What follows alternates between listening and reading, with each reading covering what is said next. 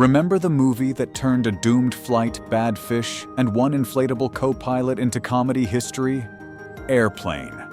Looked like a ridiculous disaster spoof on the surface, but behind the cockpit doors, the real story was even stranger. The cast was told not to act funny. Leslie Nielsen was still seen as a serious actor.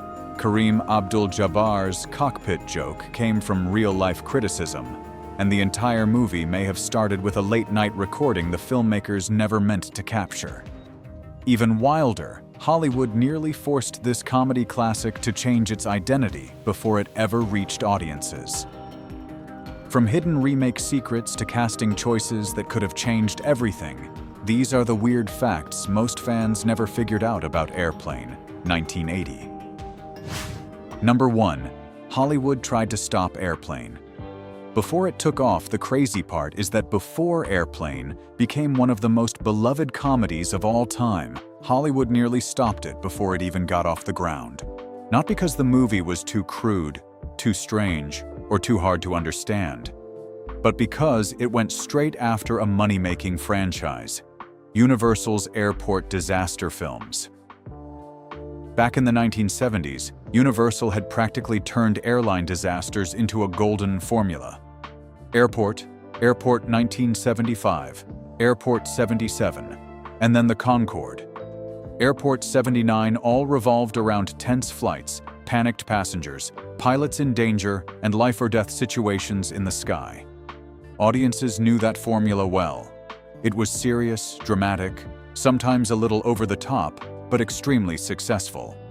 So when Paramount prepared to release a movie called Airplane, one that took that exact formula and turned it into a joke, Universal was not about to sit quietly.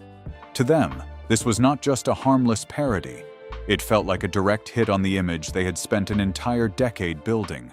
A rival studio was about to turn Universal's disaster empire into a punchline in front of the whole audience. Universal filed an official complaint with the MPAA, arguing that the title and concept of Airplane were too close to the airport brand. And here's the part many fans never knew. Universal actually won part of that fight.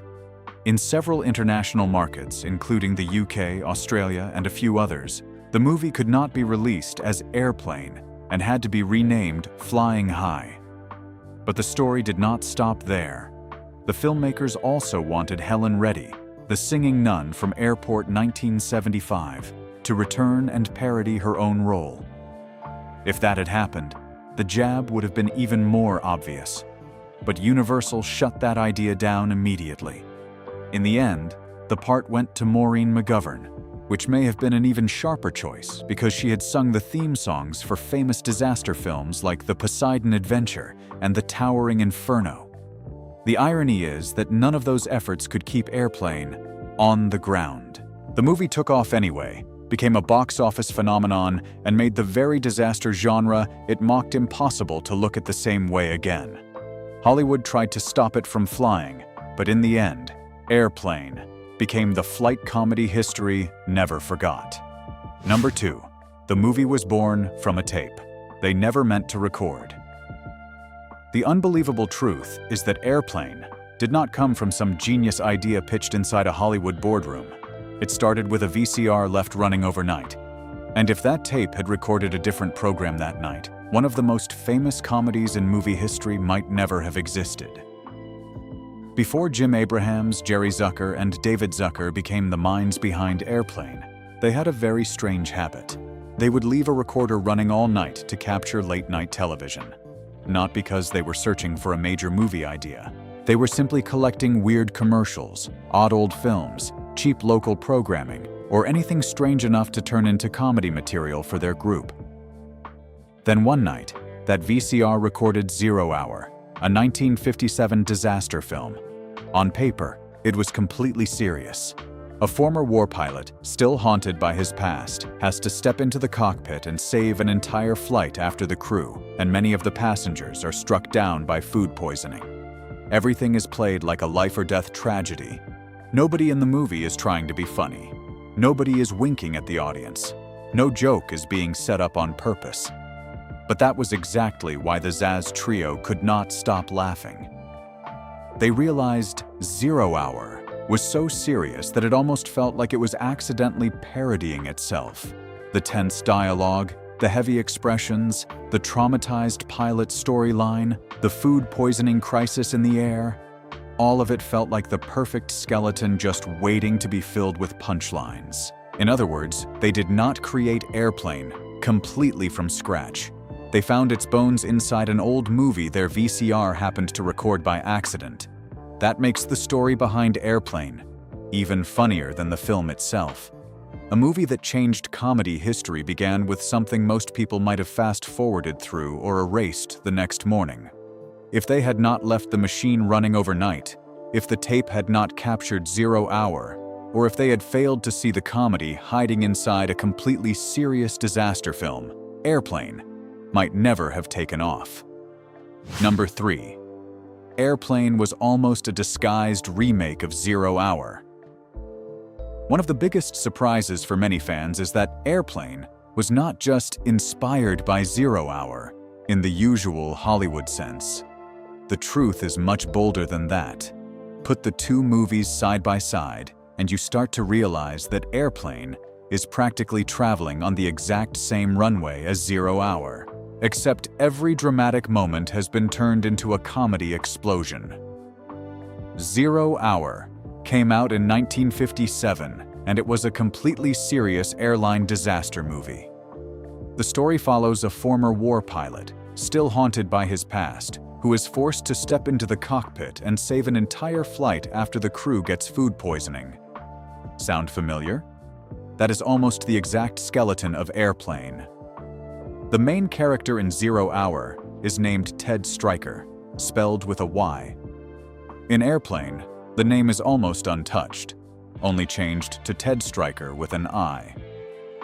The food poisoning crisis is carried over too, but instead of being treated like a life-or-death tragedy, it becomes one of the movie's most famous running jokes.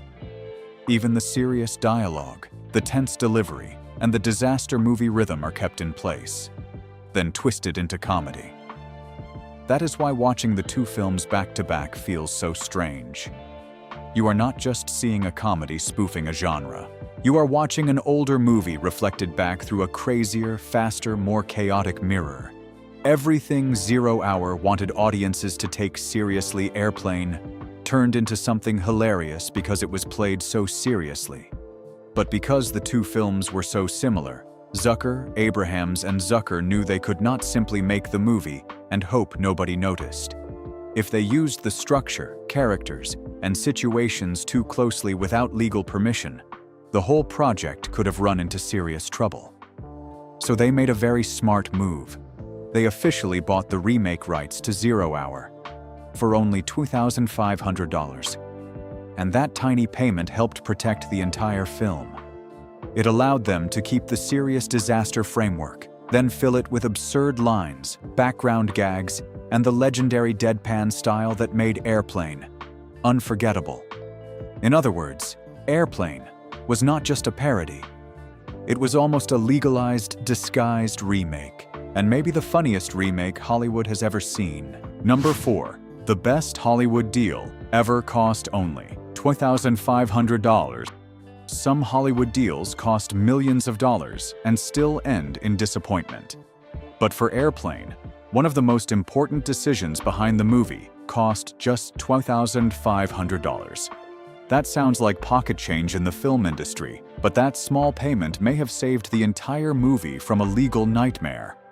After Zucker, Abrahams, and Zucker realized that 0 Hour was the perfect framework for their idea, they also knew they were walking a very dangerous line. Airplane was not just borrowing vague inspiration.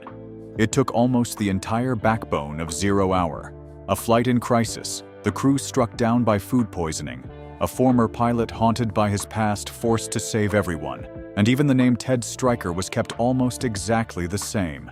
If they had made the movie without securing the rights, the owners of 0 Hour could have spoken up at any moment, and Airplane might have been hit with a lawsuit before it ever reached theaters. And if that had happened, all those legendary lines, the absurd gags, and the deadpan comedy style that made history could have been buried in legal paperwork. So the filmmakers made the smart move. they officially bought the remake rights to 0 Hour for only $2,500. And here is the unbelievable part. From that tiny payment, they created a movie that went on to earn more than $171 million worldwide. It sounds almost ridiculous, but that little deal became the legal shield that allowed Airplane to freely turn a serious disaster film into a comedy machine. In other words, that $2,500 did not just buy the rights to an old story. It bought Airplane, the right to exist. And it may be one of the smartest bargains Hollywood has ever seen. Number 5. Leslie Nielsen wasn't supposed to be funny. What made Dr. Rumack in Airplane legendary was not that Leslie Nielsen was already known as a comedy star. The truth was the exact opposite. Before this movie, audiences did not really think of him as someone who was supposed to make them laugh. Leslie Nielsen had spent decades building a career as a serious actor, often appearing in dramas, television shows, action stories, and roles that required him to look calm, steady, and believable. And that was exactly what made him perfect. When Zucker, Abrahams and Zucker were casting Dr. Rumack, they did not want an actor who would come in and play funny. They needed someone who could say the most ridiculous lines in the world with the seriousness of a man delivering life or death news. Before Nielsen got the role, the filmmakers had considered major names like Vincent Price, Christopher Lee, and Jack Webb. All of them had that serious, commanding presence that audiences would instantly trust in an emergency. But when Leslie Nielsen took the part, the movie found exactly what it needed. He did not try to make the audience laugh. He did not deliver his lines like punchlines. He simply stared straight ahead, kept a stone-cold face, and said completely absurd things as if they were the most normal statements in the world. That is what made lines like, "I am serious, and don't call me Shirley," immortal. The interesting part is that Airplane did not just give Nielsen one famous role. It practically rebirthed his entire career. After decades as a serious actor, he suddenly became the face of deadpan comedy, paving the way for later roles in Police Squad and The Naked Gun. In other words, Hollywood did not discover that Leslie Nielsen was funny because he tried to be silly. They discovered it because he was so serious that nobody could stop laughing. Number 6. Leslie Nielsen's real-life prank became part of his legend. If Leslie Nielsen made audiences laugh on screen by keeping a completely serious face, he used that same weapon in real life to mess with everyone around him. And his most famous joke was not written into the Airplane script. It was sitting right in his pocket. During filming, Nielsen often carried a small device that made fake fart sounds. It sounds childish at first, but what made it legendary was the way he used it. He would not laugh, wink, or explain anything. He could be having a completely serious conversation with an actor, a crew member, or a reporter, then trigger the device at the most unexpected moment. After that, he would simply continue talking as if nothing had happened. That calm reaction was what made everyone around him lose it. Robert Hayes once said Nielsen played that little machine like a maestro. He knew exactly when to strike, when to stay quiet, and most importantly, how to keep a perfectly straight face. It was almost like the real-life version of Dr. Rumack. The more serious he acted, the funnier it became. The prank became so popular that Nielsen even sold similar devices to crew members for about $7 each. Eventually, things got so out of hand that the assistant director had to ban them from the set. But for Nielsen, that ban only made the joke even more tempting. After Airplane, the fart machine became part of his public image. Nielsen brought it to interviews, talk shows, dinner parties, and even very formal places. And every time, the pattern was the same. The sound would happen, everyone would react, and Nielsen would pretend he had absolutely nothing to do with it. That is what makes this detail so perfect. Leslie Nielsen did not just perform deadpan comedy. He lived it. That tiny prank became part of his legend, because it proved the comedy style that made him famous was not just something he did on screen, it was part of who he was. Number 7. The cast was ordered not to act funny. The strangest sounding rule turned out to be the secret behind Airplane. The cast was told not to try to be funny. No silly faces, no winking at the audience, no acting like they knew they were in a comedy. They had to play every scene as if a real airline disaster was unfolding. And that is exactly why the movie works so well. The script was already packed with bizarre lines and absurd situations. If the actors had tried to make the jokes obvious, the whole thing could have felt too ridiculous. But when Leslie Nielsen, Robert Stack, Lloyd Bridges, and Peter Graves delivered nonsense with the seriousness of people trying to save an entire flight, the comedy hit even harder. Robert Stack did not fully catch the tone at first, so the directors helped him find that "so serious it becomes funny" style. Lloyd Bridges let his character fall apart scene by scene while still keeping a completely straight face. Peter Graves even thought the script was so strange and uncomfortable that he almost did not want to do it. In the end, that dead serious delivery became the magic. Airplane was not funny because the cast tried to act silly.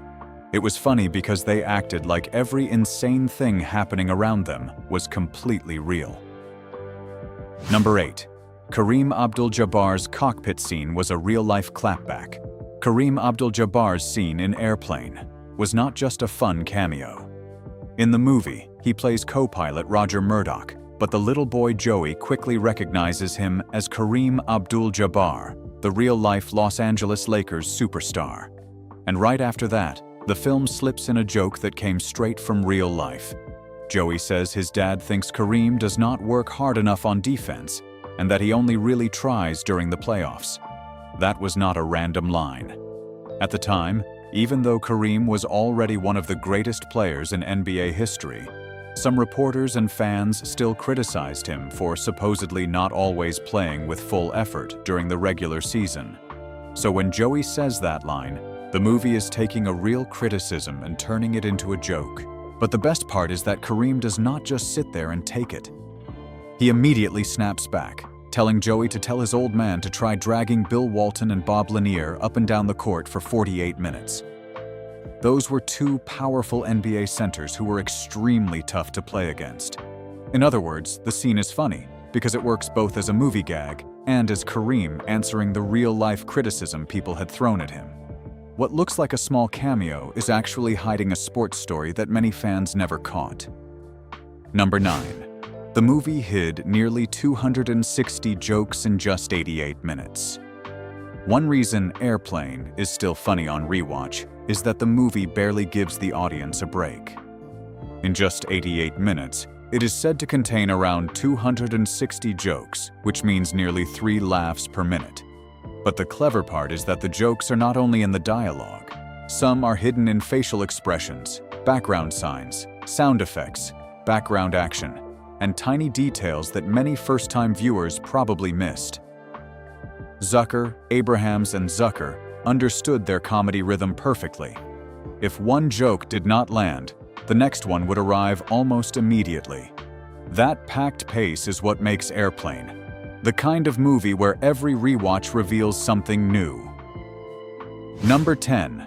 The plane sound was secretly wrong on purpose. One detail, which many Airplane fans never notice it, is hidden in the sound. On screen, the audience sees a modern jetliner, but what they hear does not really sound like a jet engine. It sounds more like an old propeller plane. That was not a technical mistake. It was a carefully planted joke. The sound calls back to the old-school airline disaster movies, especially 0 Hour, the film that directly inspired Airplane. The funny part is that most viewers' brains simply accept the airplane sound without questioning it. But once you notice it, every shot of the plane becomes even funnier. Number 11. June Cleaver's wildest scene saved her career. Barbara Billingsley was once best known for playing June Cleaver, the polite, perfectly put-together American mother on Leave It to Beaver. But that image was almost too perfect, and it ended up typecasting her for years. After the series ended, new roles became rare. because Hollywood still saw her mainly as the sweet TV mom. Then, Airplane. Put her in a scene nobody saw coming. An older, well-dressed woman calmly translating jive for a flight attendant. The contrast between the proper June Cleaver image and the street-style dialogue made audiences burst out laughing. The scene did not just become a classic gag, it also brought Barbara Billingsley back into the spotlight. So when a passenger on the plane suddenly needs someone to translate jive, the person who steps in is Barbara Billingsley herself. She does not overact, and she does not try to make the moment feel weird. She delivers the lines calmly and naturally, as if this is something she does every single day. That contrast is what made the scene go viral before viral was even a thing. A symbol of clean-cut television suddenly speaking fluent street slang that nobody else on the plane understands. It was more than just an unexpected joke. It helped Barbara Billingsley break free from the shadow of June Cleaver in the eyes of the audience. Number 12. The studio wanted bigger comedy stars. And almost ruined it. At first, Paramount did not think Robert Hays was a big enough choice for Ted Stryker. The studio wanted a more famous comedy name, someone like Chevy Chase or Bill Murray, so audiences would instantly know they were watching a comedy. That sounds reasonable, but for Airplane, it could have been a fatal mistake. The movie did not need an actor trying to be funny. It needed someone who looked serious, nervous, slightly out of place, and believable enough to say ridiculous lines as if they were his personal tragedy. Robert Hays had exactly that quality. If the role had gone to a familiar comedy star, audiences might have seen the punchline coming before the line even landed. Number 13. Audiences secretly edited the final movie. One thing many people do not know is that the first cut of Airplane was not nearly as sharp as the version audiences eventually saw. The rough cut was about 115 minutes long, with extra scenes and jokes that did not really work. For a movie built on non-stop laughs, even a few slow moments could ruin the rhythm. So the filmmakers took the movie to college campuses and small theaters for test screenings. They did not just watch the film, they watched the audience. If a scene got big laughs, it stayed. If the room went quiet, it was cut. In the end, about 27 minutes were removed, leaving behind a tight 88-minute movie packed with rapid-fire comedy. If you enjoyed these hidden stories behind Airplane, hit like, subscribe, and ring the bell for more classic movie secrets most fans never knew.